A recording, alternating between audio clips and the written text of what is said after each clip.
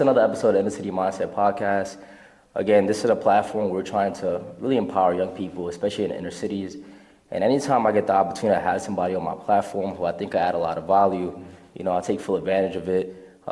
Today we have special guest BJ. BJ is somebody who I just recently met a few months ago at a dance social that we attend, Dame Tu Pasito events and the El Comal socials.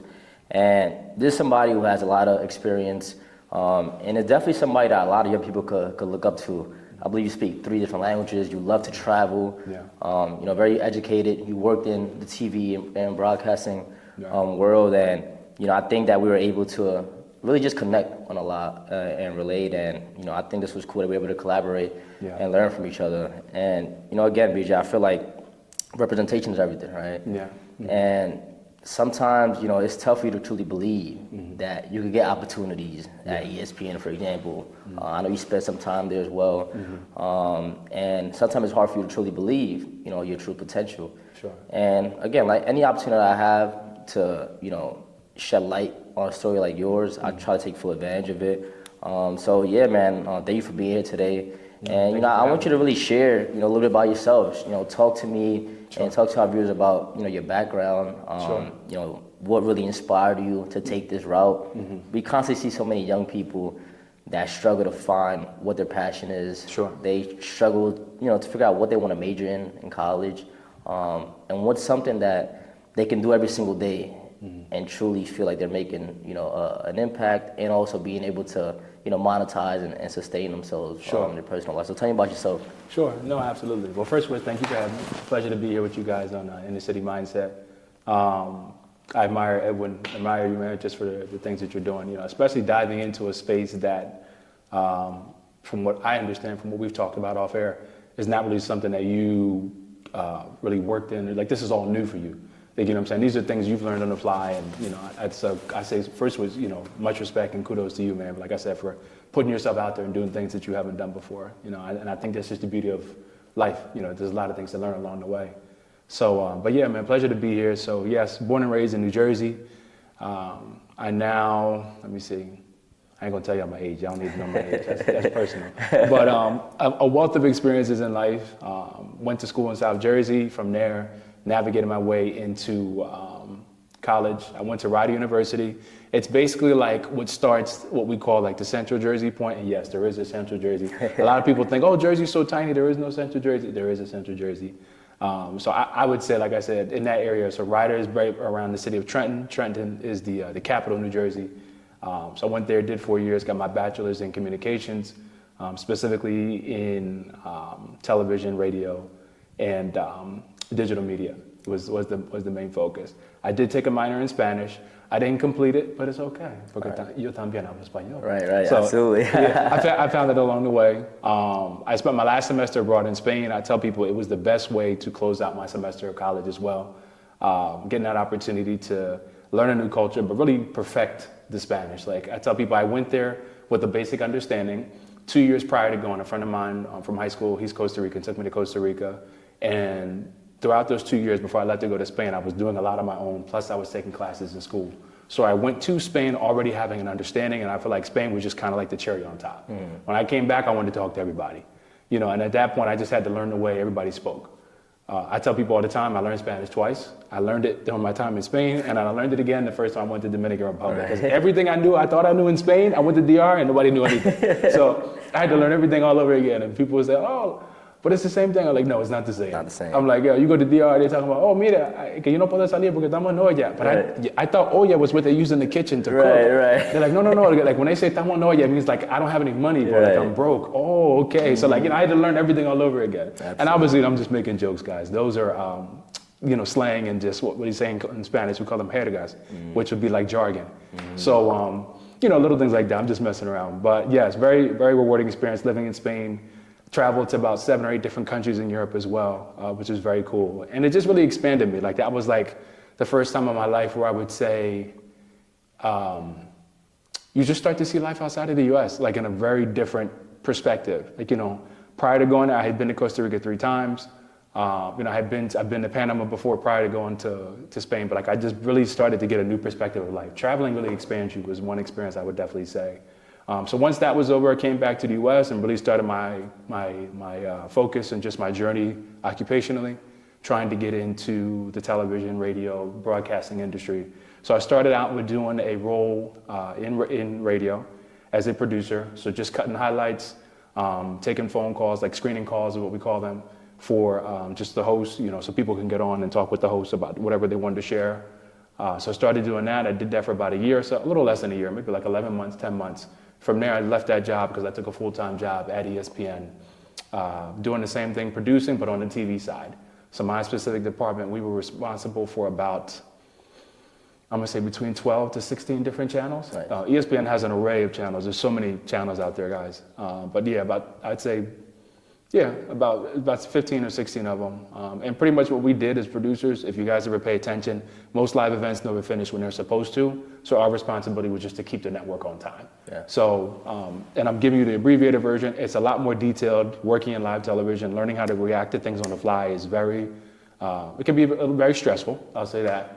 But I learned a lot, and I don't see television the same way. And I think like any other experience in life, there's just different things that you learn, as you just continue to pursue and push through. So that's about where I am. I've come out of ESPN.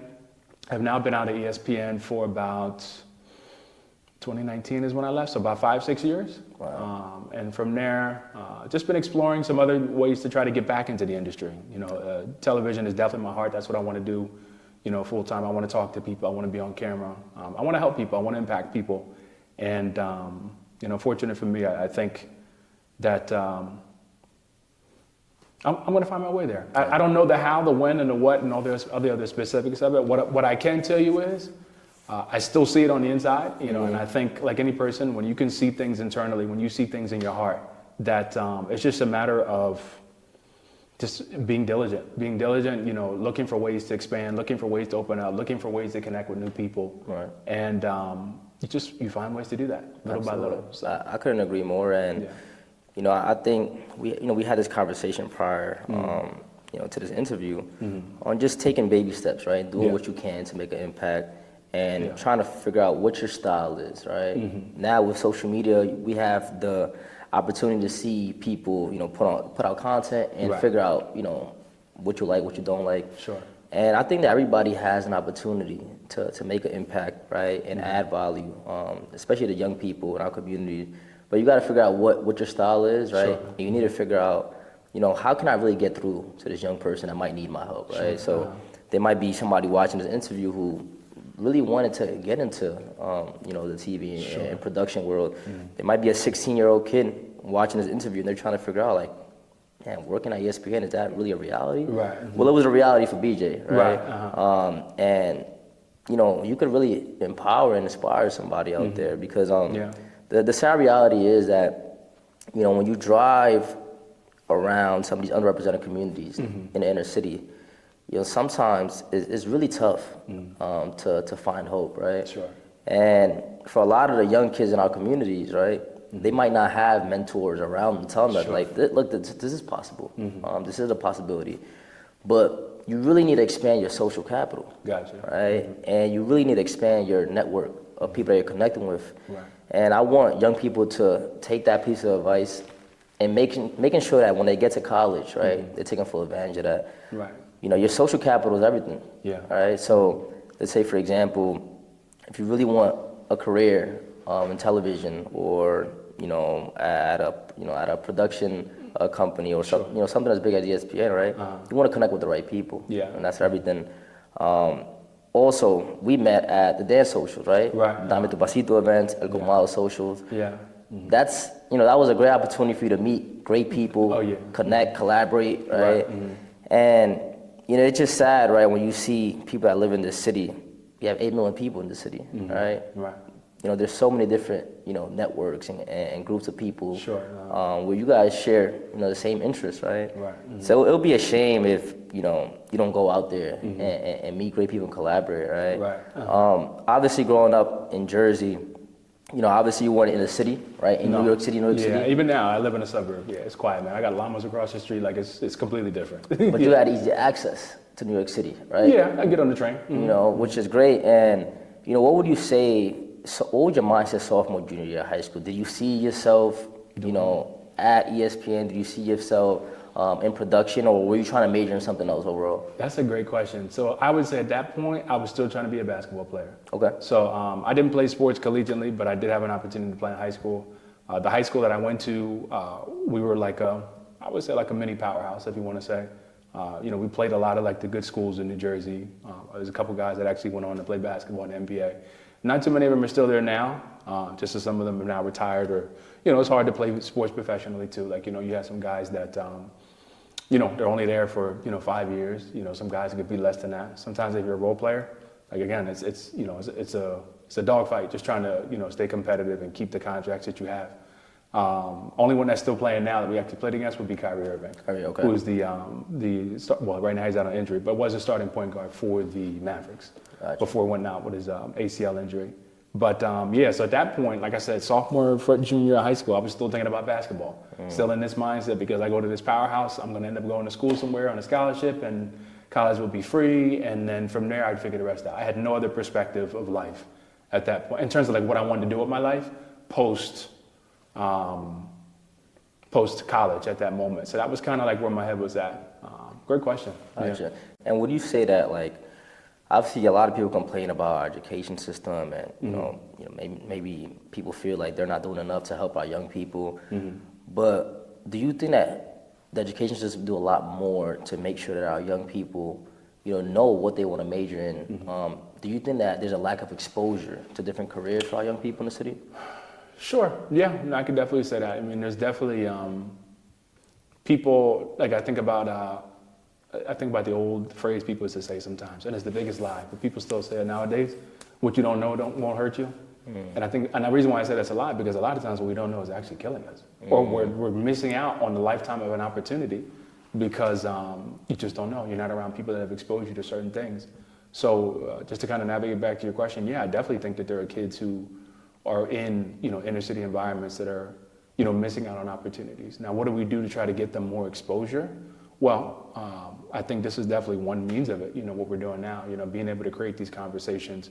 It's also, I think we have a responsibility to try to get it into the right hands of the right people, getting, your ideas before people. Also looking to see what we can do to be able to partner with some of the local schools to get, opportunities for people to come in and talk about, hey, do you want to pursue college? If not, getting right into the workforce. Right now, with the way things are going in our world right now with our government, I really do think that you're starting to see more people getting back into the trades, because again, not everybody's going to be willing to go take $250,000 of a student loan debt, for 4 years to come out with a degree and then try to look for work. Not everybody's going to be willing to do that. So you see a lot more people getting back into like the plumbing and the electrician and the mechanic, that type of roles, just because the education is a lot more shorter and it's more economic, more effective. Absolutely. So, I definitely think, like you said, going back to your question, there's definitely people who have missed out on opportunities that are missing out right now, who will miss out just because of lack of resources, lack of exposure. Like you said, building your social and your network. Right. And obviously, you mentioned something that's very important. You see a lot of young people that go to college. They take on a lot of student debt, and they might struggle to find a good paying job. What do you think is the biggest issue now with the way AI is being implemented? Like, do you think a lot of young people should take a moment and ask themselves, like, hey, listen, is this something I really want to do?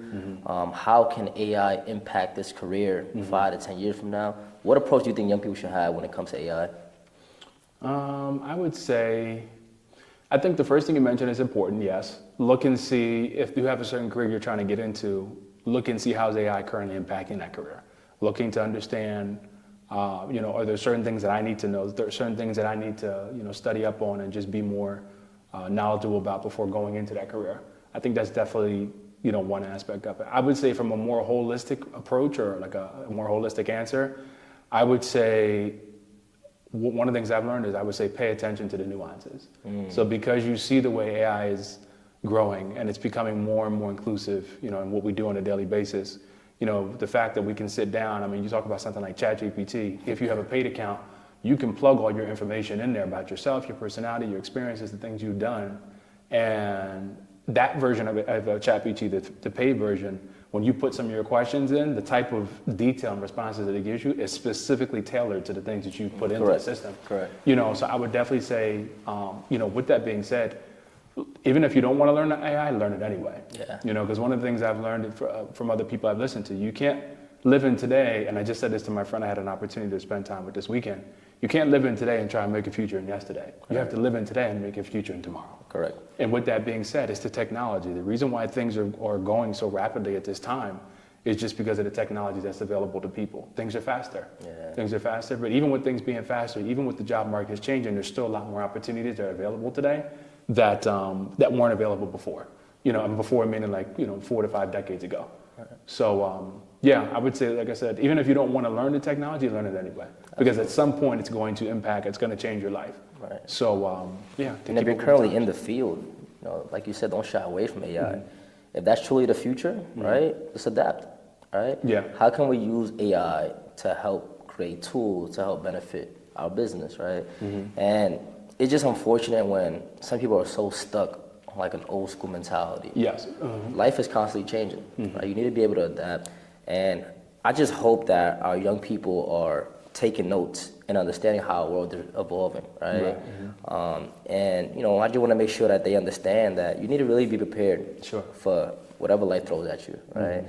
And if you can use AI, like you said, to help benefit, figure out what your passion is, mm-hmm. you know, so be it, right? Speak to ChatGPT, you know, try to figure out what your passion is. Exactly. Figure out what your natural talents and abilities are, mm-hmm. and figure out how I can maximize, you know, these abilities, right? Mm-hmm. Yeah. So there is power in technology. Mm-hmm. But unfortunately, we always have, you know, some people that mm-hmm. try to shy away from it. Mm-hmm. But in reality, the reason why some people try to shy away from it is because they're afraid to learn, right? Mm-hmm. They're afraid to learn something new. Mm-hmm. And a lot of people just feel very uncomfortable, mm-hmm. you know, being uncomfortable. So it just, you know, you got to step out of your comfort zone overall, for sure. Yeah. You know? Mm-hmm. But yeah, man, I mean, obviously we met at the dance social, right? We've been talking a little bit about, you know, opportunities, you know, thinking long term, thinking about building your social capital. Mm-hmm. When I was playing college ball in Pittsburgh, you know, a lot of my friends were my teammates, right? Mm-hmm. And friends of mine that I had on campus. Mm-hmm. But when I moved back to New York City, I didn't have many, you know, friends in the inner city. Like a lot of my friends that I played, you know, travel ball or high school ball with, you know, I've been away from the city for 5-6 years. Mm-hmm. We're not talking every single day. So the relationship isn't that strong. Obviously, there's love there. But, you know, when I moved back to New York City, it wasn't a situation where, like, I had the ability to just, you know, hit up my boys and, you know, have people to hang out with every single weekend. I got you. Obviously, I was starting, you know, my accounting career at the time. I was still in grad school. I had a lot going on, reconnected with my family. And when I, you know, heard about the Dame Tu Pasito and the El Colmado social events, it was awesome to kind of like be a part of like that community. Because obviously in New York City, you could get involved in a whole lot, right? And it was just awesome to like... There's distractions everywhere. Exactly, right? Distractions everywhere. But it was nice to be a part of a community that embraced, you know, Latin roots, a community that embraced, you know, social dancing. And I met some really good people. And it's just awesome to like, you know, like on the weekends or every other week, you know, I know a spot where I could go and dance and have a good time, meet people, you know. So that has been awesome. Tell me how that community has impacted you personally. Sure. That's a good question. So I guess I should tell you guys how I found it, because I know people trying to figure out. I'm sitting here talking in Spanish. You're like, where are you from? So I'm not Hispanic, for people who are wondering. At least to my knowledge, I'm not. My mom is American. My dad is African, specifically from the country of Nigeria is where he comes from. How did I find Dame Tu Pasito? This is the beauty of life. I had a wedding in May of 2023. After the wedding was in Costa Rica. So that year, I was already in Costa Rica for a couple months, just doing some traveling and stuff like that. And a friend of mine, so when the wedding was over, everybody was talking about where they were going to be going, what they wanted to do. I knew that when the wedding was over, I didn't want to stay there. I wanted to leave. I wanted to go to, you know, go somewhere else and, you know, see something else, travel somewhere else. So I had already been to Colombia once that year, and I went to the city of Cartagena. So I love Cartagena. I had a wonderful time. And I really wanted to go back. I wanted to see Medellin. I wanted to see other parts of Colombia because I know it's a vast country. It's pretty big. And I decided to go. I also wanted to go specifically to the city of Cali. So Cali, I know people that are from Cali who told me like Cali's a good time. For all my people that love salsa, you got to go to yeah. Cali. Cali is what they call la capital de la salsa, which is the capital of salsa. It's a wonderful time. So I wanted to go to Cali. So what I did was, when the wedding was over, I booked a flight to go to Cali, spent some days in Cali, and then from Cali I went to Medellin. So during my time in Cali, it was like the coolest thing ever. I went out a couple times, went dancing, and it was one girl that approached me to come dance with me. So I danced with her, you know, and again, so people who've never gone social dancing before, social dancing is very different from clubbing. It's an environment that really is orchestrated in such a way where everybody dances with everybody, you know, so guys approach girls, girls approach guys. It's very friendly, there's no strings attached. Right. We're just dancing, having a good time, and you go on about your day. So coming from that environment, I was fine with a girl approaching me, asking me if I wanted to dance. So I danced with her, danced with the girl, and we made a friendship. You know, her name is Nicole. So here's the funny thing. She's from Costa Rican. I'm American. We met in Colombia. Nicole has an uncle that has, I don't know if he owns a business or works in a business that does like cleaning out in, out by the, what do you call it? What part of New York is that? Hamptons, out by the Hamptons. Right, Long Island? So yeah, exactly. So she came to visit him, that was last year in the spring. And she told me, hey, listen, like, let's go check out this event I found. It's called Dame Tu Pasito. So I'm like, okay, we can definitely go. So Nicole, from the time that we met, the same year we met in 2023, she actually went to Dominican Republic and spent like 2 months there. So she's a person, she's not really looking to like get locked into like any like job, or she doesn't really have, like if you ask her what does she see for her life, like what are her goals, she'll tell you in this moment in her life, she just wants to travel. Mm-hmm. So with that being said, she just travels in general. Like I said, she'll go to a country and stay there for a couple months at a time. That's just what she wants to do. So anyway, after me and her met, she went to DR for the first time and she loved it. And I was kind of concerned too, because I knew the Spanish is different, being from Costa Rica, like it's a completely different, and there's a lot of Costa Ricans I know who have gone to Dominican Republic, but they don't really embrace that culture. Right. So I was kind of concerned. I'm like, listen, because I was trying to give her like some advice, like, hey, listen, like, you know, I was like trying to let her know, like, the Spanish is different, this is the way things are, like if they say this to you, this is what this means, hey, they talk faster, like, you know, I was like trying to let her know, and she loved it. I mean, and I tell people all the time, when I talk about her, she's like more Dominican than some of my other Dominican friends. Like that's how much she absorbed the culture. Right. So anyway, when she came to New York, she told me, oh, let's go check out this event, it's called Dame Tu Pasito. I'm like, all right, cool, like, you know, let's go. So we went, and my first thought was, wow, they play real bachata. Right, authentic. You mean I don't have to listen to Anthony Santos, right. 10 songs in a row. I don't have to listen to like 5 songs of Aventura. Not that I don't like Anthony Santos and Aventura, but you know, it was like real authentic bachata, like you said. And those guys, right? Yeah, so I'm like, man, like this is where I want to be. Like this is what I like. Yeah. And I couldn't believe it, man. And then from there, I just kept coming. And then, like you said, you meet more people and you start growing. And so going back to your question, how's it impacted me? Man, it's like another extension of like a happy place. You know, a place where I can just go, relax. Like you said, you know, you see like the same community of people, and you see new people too. I met some new people. The most recent one. Yeah, it's a good place to go. Like you can kind of forget about the stresses of life, have a good time, dance. And like I said, you dance with so many people. Right. Like my friends, I brought a couple of friends with me from South Jersey, and like the joke they always say is, they're like, yo, like when you go on BJ, like you'd be lucky if you can find them. Mm-hmm. Because that's the thing, like I danced one here, walk down a little bit, dance with the next one, and they said by the time you look up, I didn't move like 5-6 times in a room. Yeah. I said, because that's just the nature of it. Right. You know, and I don't really, especially if the songs are good, I just keep dancing. Mm-hmm. You know what I'm saying? Mm-hmm. Right. So, you know, again, that's the beauty, guys, of social dancing. So, yeah. You mentioned something I really like, you know, hit me. You said try to find your happy place. Yeah. Obviously, we see a lot of young people that struggle with mental health nowadays, and they do struggle to find their happy place. So, for example, we found our happy place through social dancing, right? Sure. Uh-huh. And attending these events. But we have a lot of young people that are still trying to figure out where their happy place is, what they like to do in their downtime, when they're away from the classroom or away from the court or the field. Gotcha. So I think that's super important, especially when kids get to college, because you start to feel this social pressure. Sure. You know, from your family to do well academically. Sure. If you're an athlete trying to do, you know, play well and produce on that field or on that court, whatever the case is. So I think you're right. Like you do need to find your happy place. You do need to figure out what you enjoy to do on your time off, and you know what keeps you sane, right? Yeah. We see it every single day in this city. People really struggling with mental health. Yeah. And you do need to take some time to kind of like escape and figure out what you enjoy to do on your free time. So yeah, I'm so glad that you were able to to find that through this beautiful community Yeah. of social dancing in New York City. Something that unfortunately it was very hard to find for Sure. a long time, right? And it's awesome now. Like when we go to DR, right? Yeah. We got Corito Bachatero around there, Right. especially in the capital Yeah. as well. There's another one in Santiago. It's called El Sitio. Oh, word? Okay. Yeah. Cool. I haven't been to that one, but I'm gonna try to go next time. I gotta check it out, bro. Yeah, And it's just great to see like young people attending these events as well. Yeah, Right. People I don't know what it people was. of all ages. I mean, because like you said, you go to these socials. I mean, you meet people as old. Like the last one we went to, I met one lady. She was. Well, she didn't tell me. I talked to her brother. She didn't tell me her age. And I wasn't going to ask for her. I wasn't going to try to get hit. But she was Dominican. She's specifically from the city of San Juan, which I know is by the south.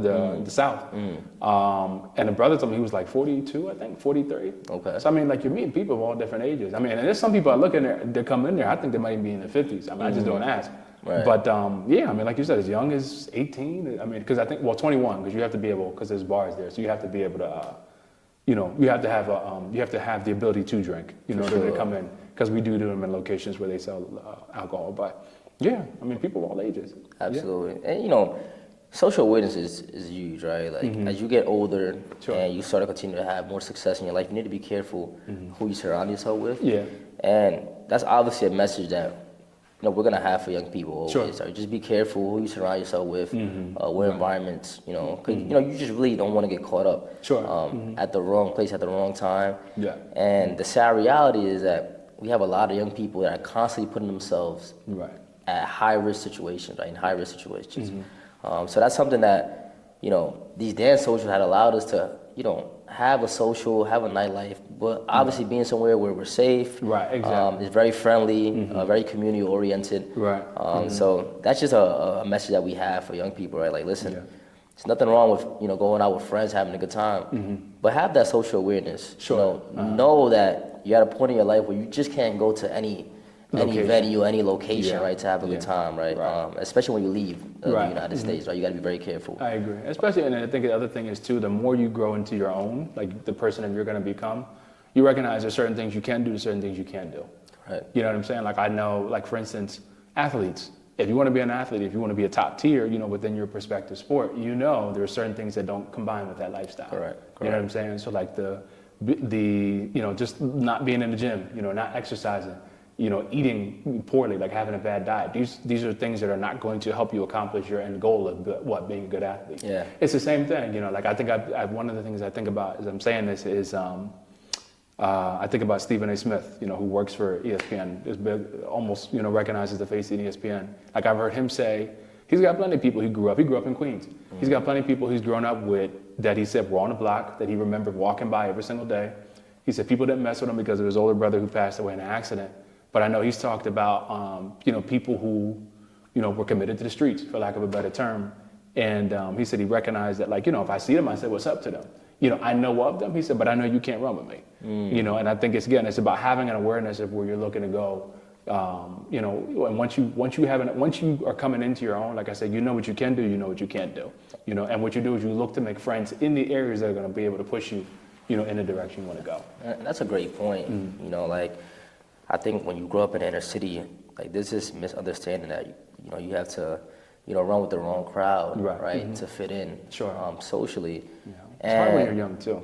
Yeah, absolutely. But it's hard because like you're trying to figure out who you are as a young person. You want to make sure that you're kind of being like accepted by your peers, right, your friends. That's hard. And a lot of kids fall into that trap, right? Every day. But I feel like, bro, be authentic, be yourself, right?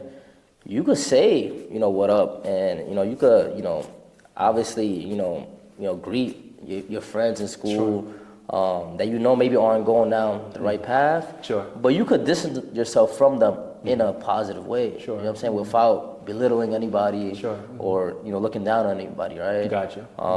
I think it was about how you carry yourself and how you treat people, right? Because thank God, like, me and my family, we grew up, in NYCHA, like for the majority of our lives, and we've never really had any issues at all. Thankfully, yeah. At the end of the day, like it's all about how you treat people, right? But when you carry yourself, especially when you travel, and you act like you're better than the people that reside in that in that neighborhood, or that city, or that island, like that's where you're gonna find yourself trouble, right? But when you can stay authentic, you can stay true to yourself, and you can embrace your environment, Sure. I think good things will happen, right? So I'm glad you touched on that. And, tell me, BJ, like, what do you think is, obviously we all have like future goals and things like that, but what is something that you're working on over the next 6 months? Like, I think it's important to stress to our young people that it's important to have both short and long-term goals, Sure. right? And to be excited about them, right? Be excited, take notes, figure out how can I expand on this idea, right? How can I make an impact? How can I monetize certain things, right? So tell me, what is something that you've been working on over the next few months? Yeah, I want to comment on something else that you mentioned too. Like you said don't be afraid to, essentially, I don't want to put words in your mouth, but basically what you were saying is don't be afraid to not go with the crowd and do what everybody else is doing. I was going to touch on the concept of friends.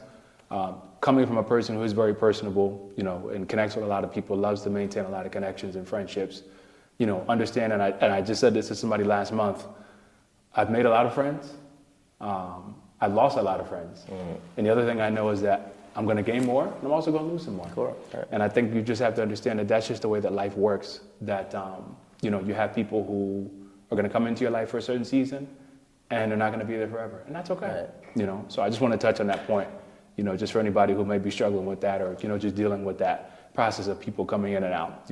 I didn't say it was comfortable. It is uncomfortable, because I'm kind of going through that now with a couple different people. But it's just the way life works. Like I said, not everybody's meant to be around forever. Some people, they're literally only meant to be in your life for 2 months, 2 hours. Sometimes it's 24 years. Sometimes it's 10 years. Wow. And it's just different. And you'll find sometimes that certain people are good for your occupational desires and also good for just having a good time, sitting around and laughing about stuff. You have some people that are maybe just good for like a religious belief or just some personal beliefs that you have. Everybody's different. Everybody pours into you differently. So again, friends come, friends go, but you also get more and you may lose more as well. So something to keep in mind. Going back to your question about short-term goals, long-term goals, I would say I'll start with long-term. I want to help people, man. This life has a start and it also has a finish as well. I'm not going to be here forever. So, one of the things that's important to me is, and one of the questions I say to myself internally, a lot is, whose life is different because you showed up? Whose life is different because you got yourself out of the way? You got you out of the way. And when I say got you out of the way, I'm just talking about just general selfish desires that we deal with every single day in our life. We all have different things that we want. We all have different things that, we want to, purchase for ourselves. It's materialistic things. It could be clothes, it could be cars, it could be a home. It could be anything. And when I say selfish desires, it's not that these things are wrong, but I do think sometimes, if we're not careful, we could get to a point where these things dominate us. Sometimes it's money, especially like if you're a person that grew up poor, if you got your first real job and you're now making real money, it could be very easy to just fall into a place where you constantly hoard and save and save and save. Well, guess what? Saving money is important. You do have to save money. You can't spend everything you have.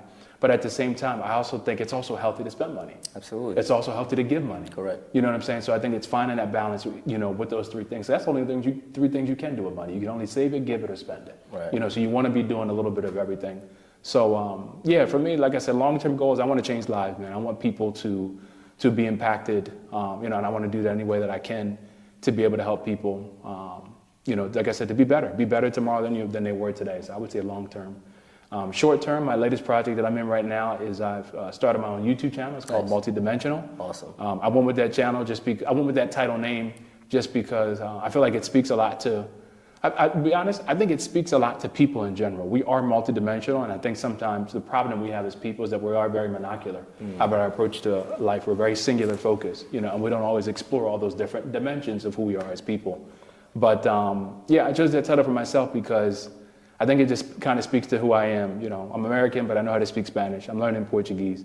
I'm well-traveled. I've been to several different countries, and when I say I go to several different countries, I don't mean I just go to the local resort and I'm doing beach activities and stuff like that. No, like I'm in people's homes. Right. You know what I'm saying? Costa Rica, I've been there more than 10 times. DR, I've been there almost 10 times. Colombia, I've been there almost 5 times. Panama, I've been there about 4 or 5 times. A lot of countries more so in the Latin area because that's just an area where I'm very fond of. I have friendships. I have people that I know there and the places that I enjoy.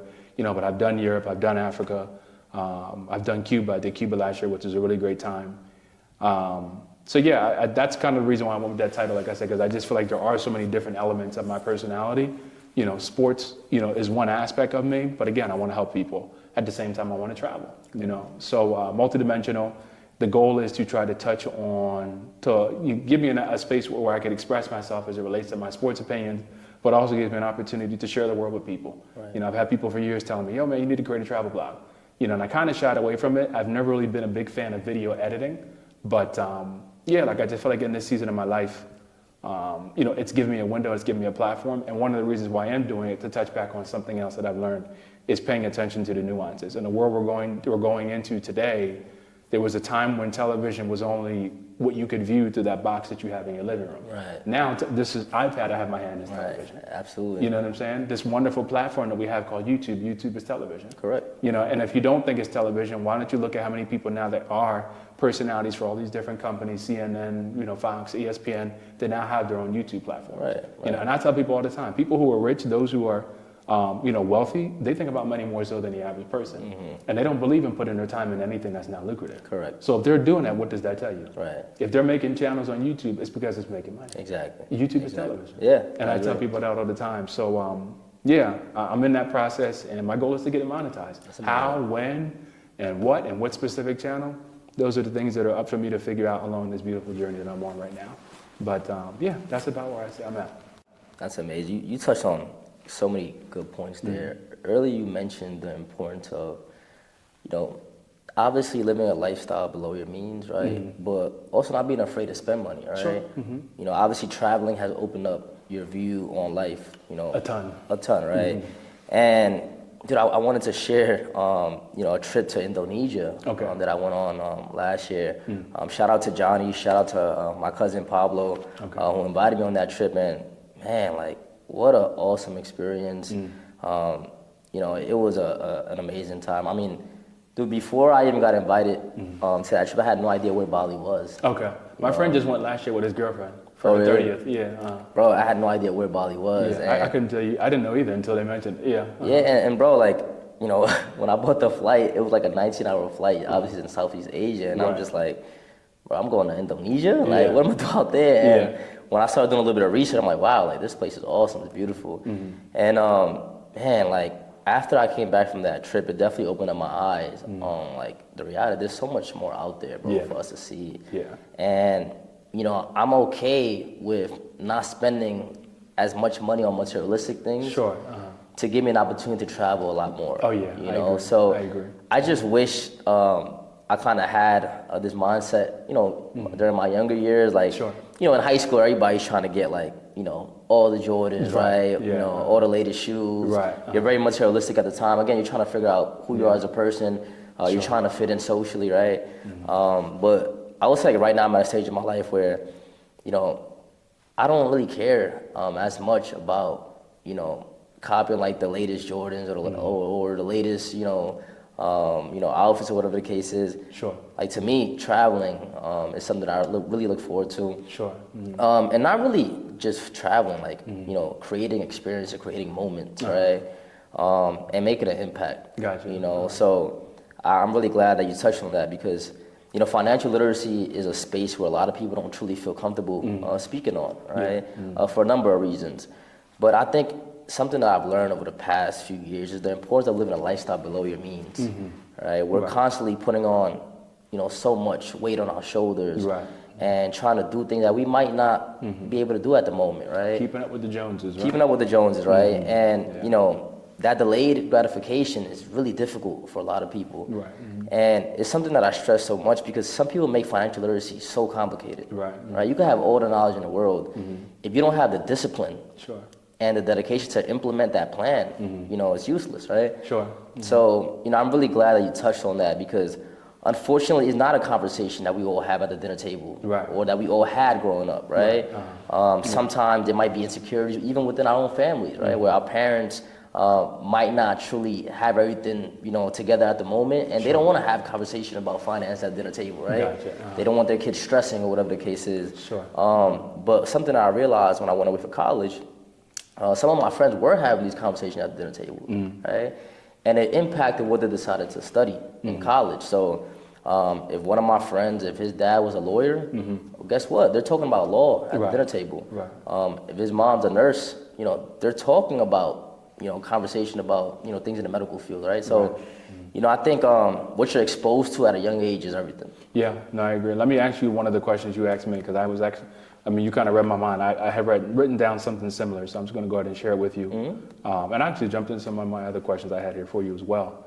So right now I'm currently reading a book. It's called Financial Literacy for All by John Hope Bryant, if I said that right. I think so, is the author's name. I don't have it in front of me. But, and it talks about some of the things that you mentioned in terms of lack of opportunities for people who come from some of our inner city areas. He's talked about, how do we get some of these opportunities to them? You know, it was one example he gave, and I can't get it out of my head. It was certain times, reading is very important, guys, for people who don't read. Make sure you incorporate reading in your daily schedule, because it teaches you things that you didn't know. It also will give you an opportunity to expand yourself. So it's so important to read too. And the other reason why I say it's important, in the world we live in, there's so much multitasking. You can't read a book and do anything else at the same time. And I think sometimes you need that time where you're just singularly focused on one item at a time. So I think it's really good. One of the things he mentioned was he grew up in Compton, California, John Hope Bryant, the author himself. And he talked about, he remembered growing up where he had the payday lender. On the side next to the payday lender was the check cash spot where people could go and, cash a check immediately. Yeah, and then he mentioned there was another item that he mentioned would be like right next to it.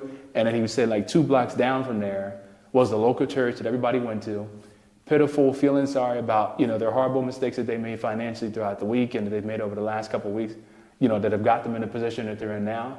They come to church on Sunday, they cry it out. He said they hear a nice message that makes them feel encouraged, and then they go back out the next week. Or they go back out into the next week, with the same defeated attitude, and then only to come back the following Sunday and get more church to help them feel better. And I'm kind of rewording some of these things. I should really go back to the book and pull it out. But the way he depicted that to me was so impactful, because now that's not my experience, and I'm thankful it's not, but I think that is such a huge portion of America. And there are so many people, like you said, who, watch television. I just said to somebody the other day, think about it. When you see car commercials, they never tell you this car costs $42,000. They say, well, it's $259 a month. There's no interest for the first 18 months. They always give you what? The opportunity to finance the vehicle, because that's how these car companies make their money, is when people finance vehicles. So, it's like debt is constantly being sold to people 24/7. You go into, any kind of retail store to purchase clothes, what's the first thing they try to do? Try to get you signed up for a credit card. Right. There's not these opportunities that really help people to understand what you're getting yourself into with the credit card, understanding interest rates, the way interest works. Are you reading the blueprint? Yeah. So, just kind of navigate back to my question. The book is really good, and I'm learning a lot of different things from it. And you kind of had asked the same question to me. So the title of the book, Financial Literacy for All, which talks about recreating a new middle class. So one of the things he mentions is that sometimes being in the inner city areas, there's a lack of resources, education, or finances, or just opportunities overall. What do you believe are some ways that we can create more opportunities for people in these areas, or things that you've already done or currently are doing right now to create more opportunities for people in inner city areas? I would say transparency, right, and education, right? Okay. So the transparency aspect is people that are already doing big things in middle and upper class. Gotcha. Being transparent with our young people, pouring, life into them, sharing knowledge with them, right? Gotcha. And the education aspect, I think, is everything, right? So obviously, college isn't for everybody, right? Sure. There are some people that might go into trade, they might go a different route, they might start their own business, right? Right. But education is not only served at a university or in high school, right? Right.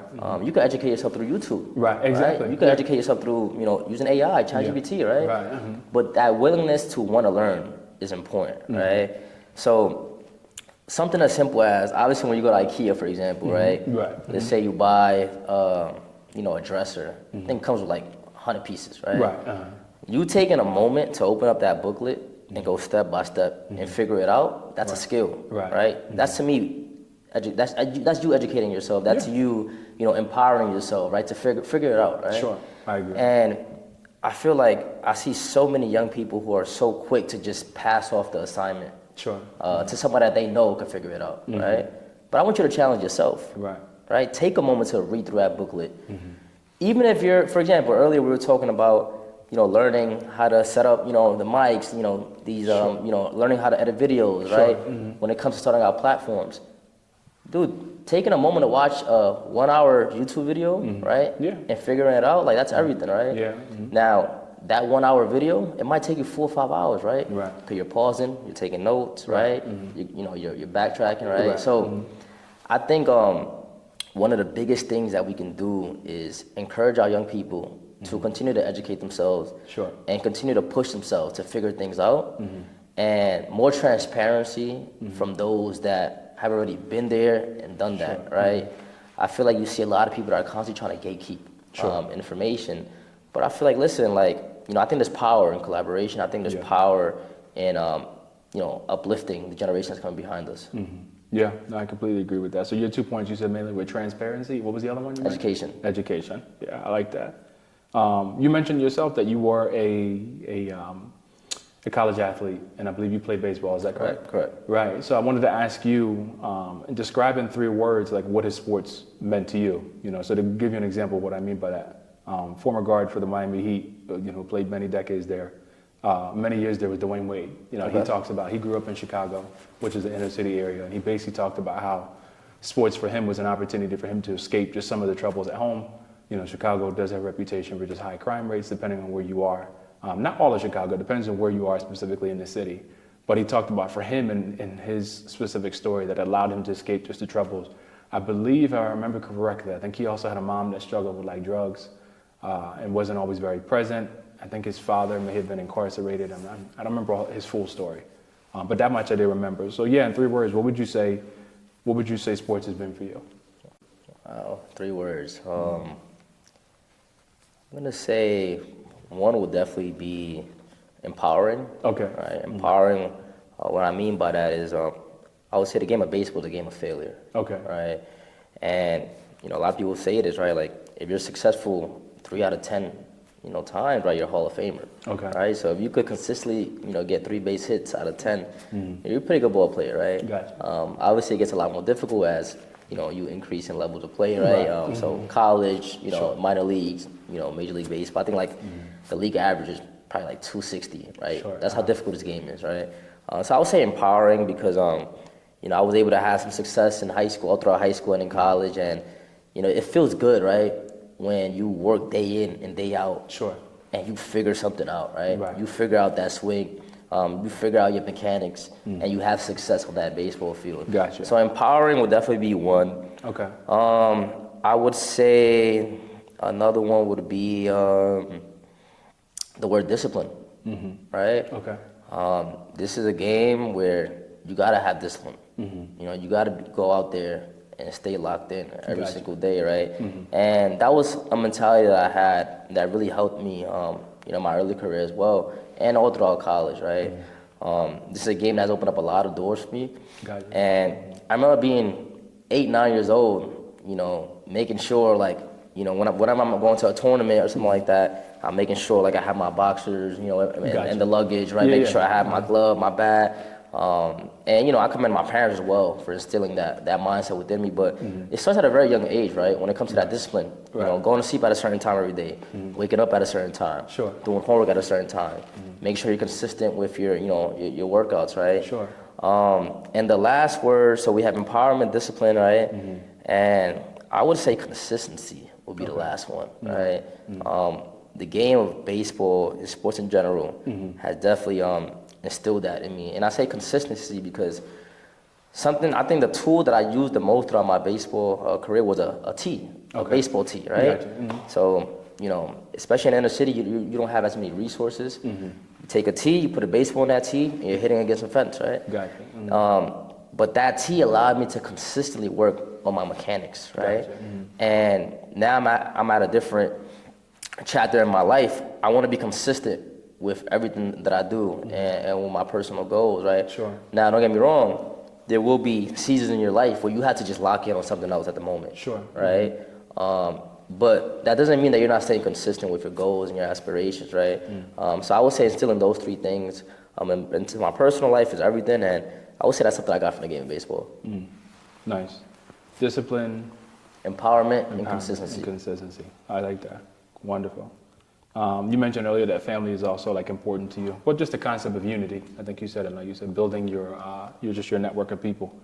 I think family is kind of where it starts. I mean, these are the people, your mother, your father, if you don't live with your mother or father, whoever that guardian is that's been raising you, your whole life. That could be sometimes it's a grandparent. It could be a godparent.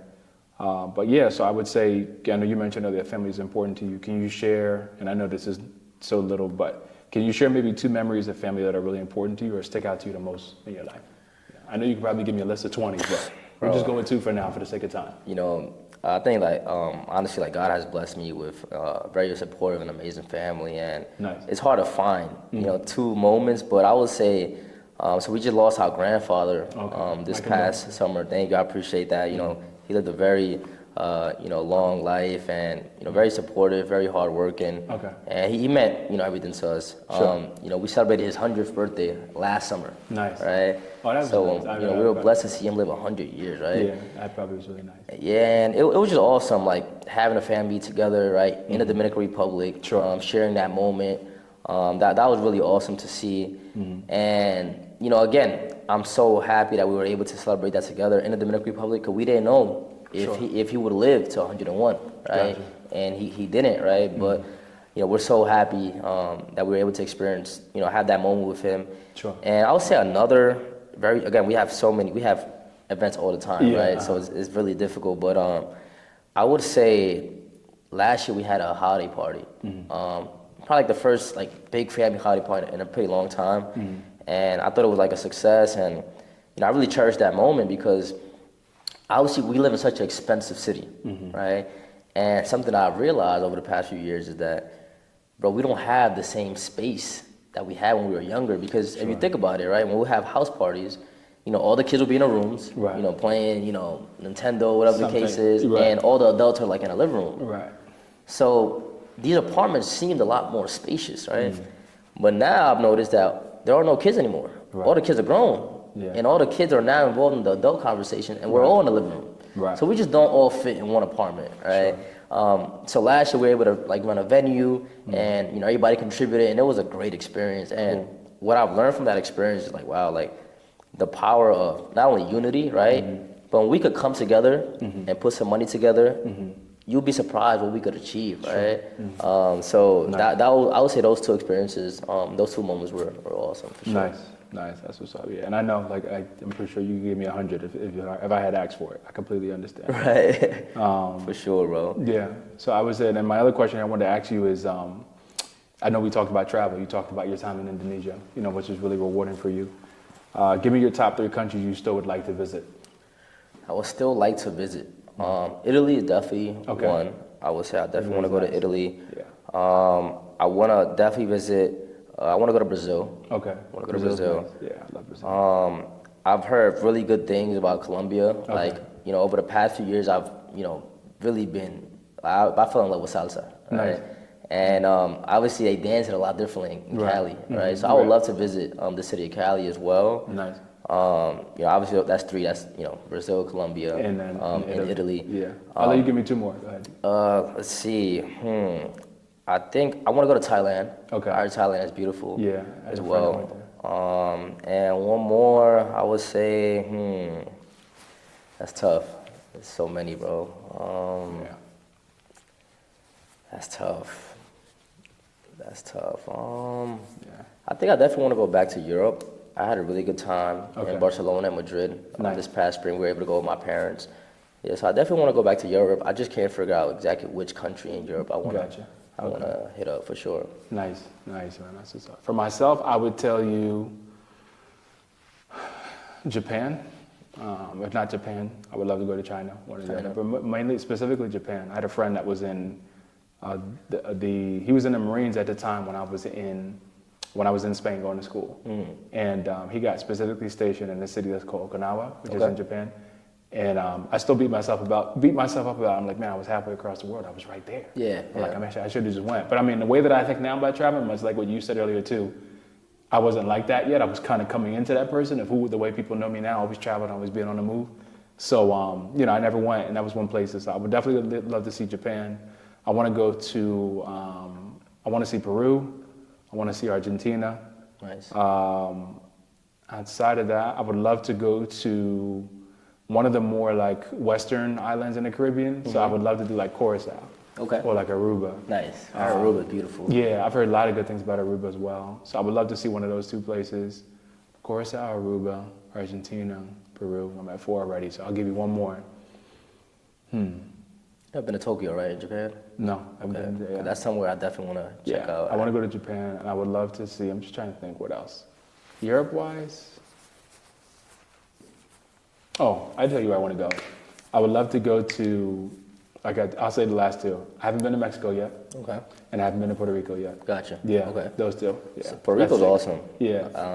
I was out there last year on my little brother, so we flew into San Juan, and we ended up driving down to Aguadilla. Okay. And we were able to see El Gran Combo live. Oh, really? So that was really, a cool experience. Nice. And we hit up Crash Boat Beach, which is awesome Okay. as well. So I would say, like, don't be afraid to, like, go to some of these, islands and, like, rent a car and just go, bro. Oh, yeah. I agree 1,000%. Sometimes you see people who are so, like, stationary where, like, Yeah. they just want to be, they just want to stay at the resort. Sure, And yeah. just, and there are trips for that. Yeah. There are trips where, like, I just want to go to a resort and just chill for, like, 3-4 days.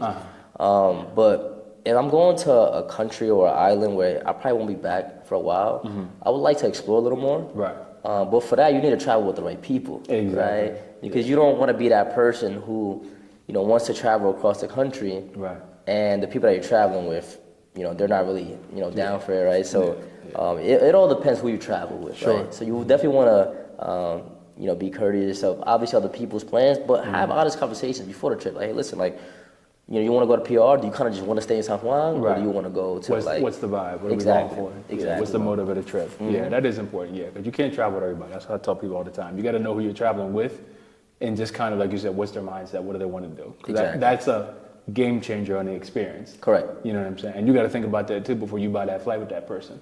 Also, think about kind of the way they see things. I agree. Sure. Like, for perfect example, right? When we went to Madrid in Barcelona, we went with my parents. So me and my siblings, we knew, like, it would be a different type of trip. Like, obviously it's a family trip, but my little brother, who was the one that was planning the trip, he was very, he made sure to understand. Like, he made sure my parents understood, like, listen, it's a lot of walking. Sure. We might need to hop on a train to get to this location. We might need to hop on a bus, right?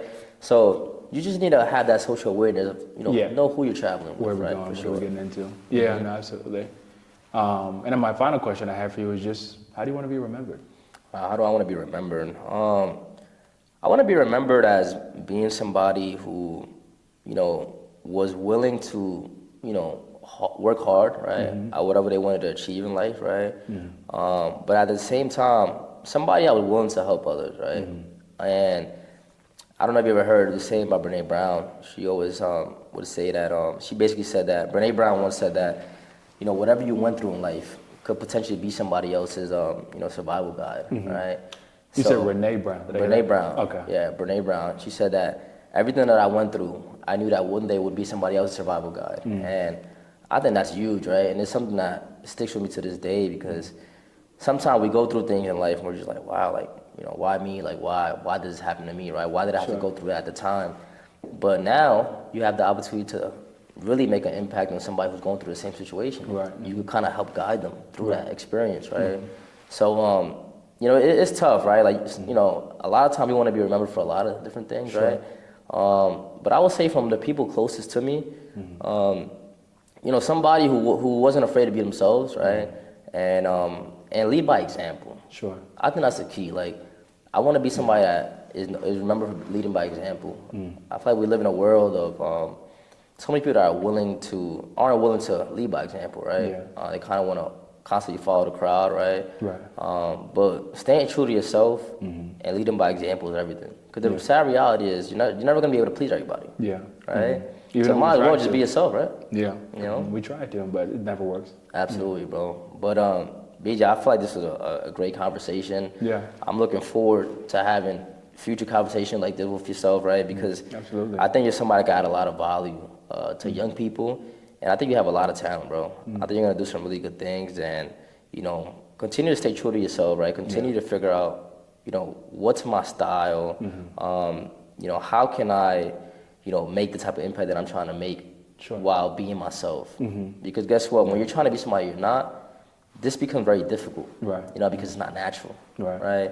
So my advice to you is just continue to be yourself, right? Continue doing what you're doing. You're doing some really great things, and I'm really glad we met, bro. No, absolutely. Sure. The feeling is definitely mutual, man, and I agree. I think I know you said you think that I have a lot of value to add to people. I would say I think we all have value to add. The problem is that sometimes we don't pursue it or put ourselves in an opportunity to be able to express it. Correct. And I think for me and you, it may be here around these cameras and these lights and things of that nature. For some other people, it may just be driving a bus. Yeah. It may just be working at the corner store. It may be the dentist that's cleaning somebody's teeth. You know what I'm saying? It may be the music artist that has amassed over 28 million followers. Correct. The way everybody does it gets it differently. You know what I'm saying? The way everybody gets it done is different, is what I meant to say.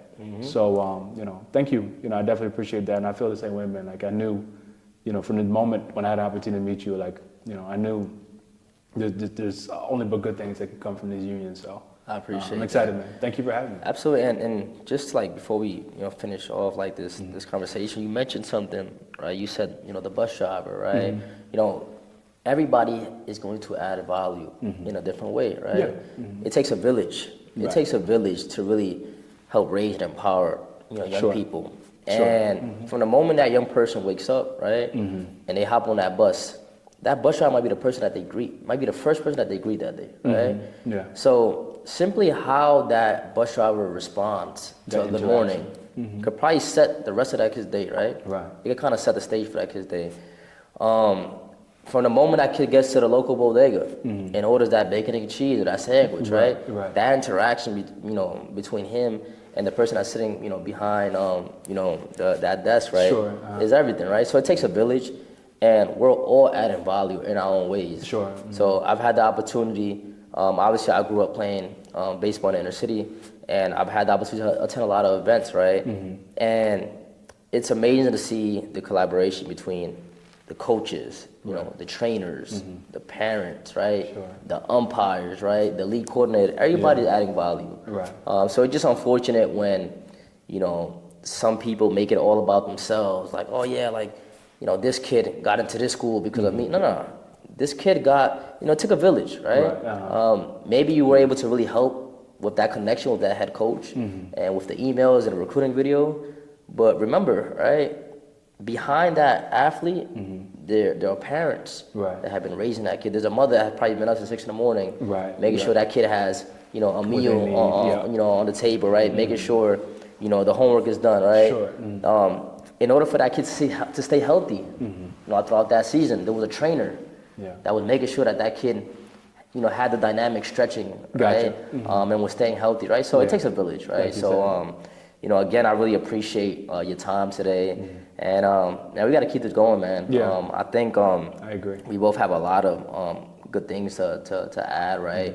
And it's all about empowering inner city talent. Yeah. I say talent instead of just straight youth, right? Because I'm also talking to that 22, 23-year-old who's growing up in the inner city and trying to figure life out, Sure. right? Yeah. And trying to empower them. Like, listen, you do have a lot of talents and abilities, right? Right. It's all about trying to figure out, how you could add value to this world, right? Right. In a positive way, right? Yeah, no, I agree. And I think, even as you mentioned, one of the things that jumps into my mind now is I'm a person who, I played sports and it ended for me at high school. You're a person who plays sports, it ended for you in college. There's some people who end for them as professionals after a 25-year career, after a 15-year career, 10-year career. So I think what we see is that sports is a vehicle. It is a journey for multiple people. But for some people, it will end in different chapters of life, And when it does end, what do you do from there? Correct. Because let's face it, nobody plays sports into their 40s, 50s, and 60s. It's going to end some point between what? Well, I'm sorry, let me not say that. Sorry, LeBron. Some people do play into their 40s. Right. But, most people don't play sports into their 50s, 60s, and 70s. So what I'm trying to say is it's going to end at a point in your life where your life is not over. You have to do something else. Right. So with that being said, what are some of the other dimensions, within your life, within, your sphere of influence, or what it is that you have to offer that you can now explore, make a career out of, do something with, have an opportunity to pour something else into somebody else with. And I think, like you said, it leans back on some of the other things we talked about, the opportunities, being in other places, learning the way the economy works, then learning the way finances work. And like you said, being in the right, group of people, having that support network. Right. And, yeah, I'm so happy that you touched on that because we see so many athletes that struggle because once the game comes to an end for whatever reason, they go through this like identity crisis, right? Where their identity was basically attached to the game, Sure. right? And you see a lot of young people that, you know, struggle with like that identity-based motivation. Gotcha. And they attach to their careers, Yeah. right? And, you know, it's tough, right? Because, you know, it's hard for people to stay true to themselves nowadays, right? So if somebody works in corporate, now they feel like they need to drive a certain type of vehicle. Right. They need to live in a certain type of community, right? Right. And a lot of people struggle with that, right? And we talked a little bit about financial literacy earlier, right? Some people are struggling to live a lifestyle below their means, Right. because they now need to fit in Sure. to this, you know, certain identity, right? And, you know, they struggle, right, with staying true to themselves and living a lifestyle below their means. So I'm glad that you touched on that. Some athletes, once the game comes to an end, they're not making the same type of money, right? And they're already attached to living a certain type of lifestyle. Right, exactly. So now when they figure out they can no longer afford that lifestyle, they really struggle, right? So thank you for touching on that. And, you know, BJ, we definitely got to keep this going, man. Yeah. I appreciate you again for being here today. Yeah. And yeah, man, continue to, you know, speak life into young people, man. Absolutely. You're doing some really good things, man, for sure. Appreciate it, Thank man. you again. Thank you for brother. having me. Absolutely, man. For Awesome. sure.